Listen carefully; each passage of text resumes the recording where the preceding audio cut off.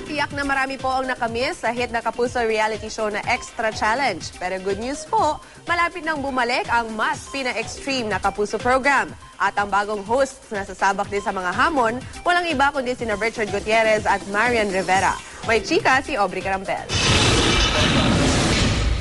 Sa Davao episode ng programang Pinoy Adventures, walang inurungang hamon sina Richard Gutierrez at Marian Rivera.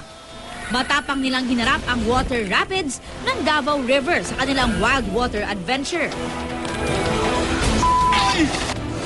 Game na game rin na sinubukan ng Extreme 4x4 Off-Road Challenge.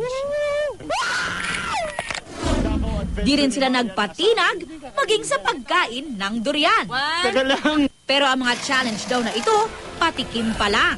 Dahil sina Richard at Marian, may extra pasabog sa pagbabalik ng mas pinaganda, mas pinalaki at mas pina-extreme na Extra Challenge sa November. Looking forward kami, we're very excited na nabigyan kami ng opportunity na gawin ulit ang Extra Challenge. And this time, nabigyan din kami ng opportunity na magawing mas maganda at mas malaki yung mga challenges. First time ko itong gagawin kaya sobrang excited ako. Tsaka hindi ko alam kung anong mangyayari sa akin dito. Pero syempre looking forward ako kung ano yung mga gagawin namin ni Chard.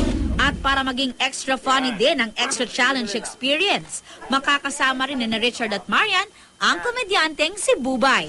Bukod sa kasama natin syempre ang mga bigating primetime king and queen, Marian and Richard, kasama rin po si Bubay bilang panabla. Sa mga challengers, abangan nyo na dahil, naku, it's gonna be big, it's gonna be extreme, it's gonna be me. Iba't ibang celebrities ang haharap sa iba't ibang hamon. Pero syempre, hindi rin magpapahuli sina Richard at Marian. Hindi pa nga nagsisimula ang programa. May mga extra challenge na sila para sa isa't isa. Kung bibigyan mo ng challenge si Chard, anong papagawa mo sa kanya? Naku, huwag mo ko ipahiya. Extra challenge for Richard. Sasayaw siya eh. 5, 6, 7. Abangan na lang. Bungee jump. Kaya mo? Kaya ko yun bukas, tara.